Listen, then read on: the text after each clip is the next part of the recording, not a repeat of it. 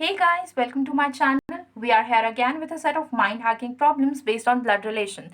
So beginning with the blood relation, आपको सबसे पहले ये समझना होता है कि हमारे पास स्टेटमेंट में कुछ फ्रेजेस, क्वेश्चंस में कुछ फ्रेजेस, कुछ स्टेटमेंट्स आते हैं जिन्हें आपको डिकोड करना होता है। उससे आपको पता चल पाता है कि वो किस चीज़ को डिपिक्ट कर रहा है, विच रिलेशन इज इट डिपिक्टिंग। और हर क्वेश्चन को सॉल्व करने के लिए आपको खुद को उस सिचुएशन में रखना होता है, तभी आप कर पाएंगे। ये बहुत इंपॉर्टेंट चीज़ है। जब तक आप खुद को उस सिचुएशन में नहीं रखोगे, क्वेश्चन आपसे सॉल्व नहीं हो पाएगा। So let's begin with it. So here we are with the set of phrases जो आपको हेल्प करेंगे क्वेश्चंस करने में। सबसे पहला है फादर्स ओनली सन। आप खुद को भी रख के देख सकते हो कि पिता का एक लौता बेटा, वो आप खुद होगे, इसलिए himself. Fathers only daughter will B her self. Daughter की बात की गई है इसलिए हर यूज़ हुआ है। सन की बात की गई है इसलिए यहाँ पे हिम यूज़ हुआ है। ये आपको ध्यान रखना होगा।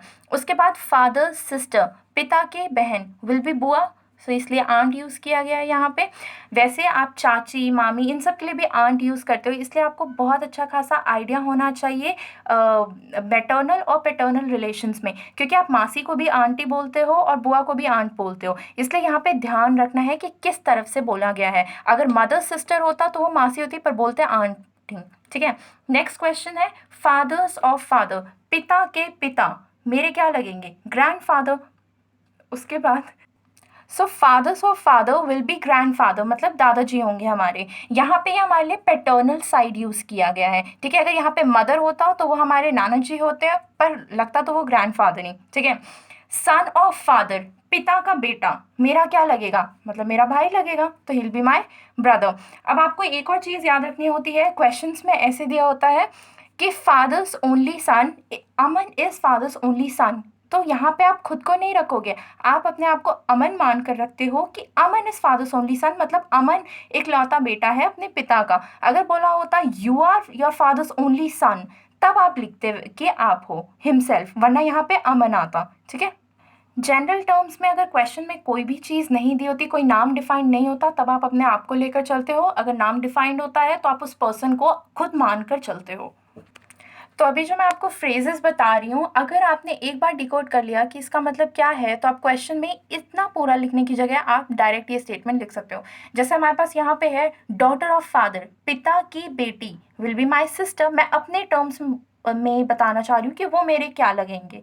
उसके बाद है ब्रदर ऑफ फादर, पिता के भाई, मेरे अंकल लगेंगे, जो कि होते हैं हमारे चाचा जी। उसके बाद होगा मदर ऑफ फादर, पिता की mummy, will be my grand mother which will be माई दादी जी। उसके बाद है फादर ऑफ वाइफ, वाइफ जो है, सपोज जस्ट अज्यूम दैट मेरी वाइफ के पिता क्या लगेंगे? विल बी माई ससुर जी, so will be father in law. Next is the only daughter of father in law, मतलब मेरे ससुर जी के only daughter will be my wife. Okay, just assume. The next the only daughter in law, मतलब एक लौती बहू, will be wife of my father which will be my mama. The only daughter in law of grand father, तो मेरे जो दादाजी हैं उनकी बहू, विल अगैन बी, और ओनली बोला है मतलब सिर्फ एक है, तो will be my mama. Okay. The only son of grand father, मेरे ग्रैंड फादर मतलब मेरे दादाजी के एक लौते सन, विल बी माई फादर। इस क्वेश्चन को आप एक बार और देखो, इस फ्रेज को, the only daughter in law, मतलब डॉटर इन लॉ मतलब होता है बहू। ठीक है। तो अब बहू जो होगी वो सपोज मेरे दादाजी या दादी जी हैं उनकी है, तो उनके क्या होंगी? The only daughter in law, वो मेरे क्या लगेंगे? Either that person will be wife of my father, मतलब मेरे पापा की वाइफ, या शील बी माई मदर। ठीक है। तो इसको हम एक और टर्म्स में लिख सकते हैं, that she'll be my mom.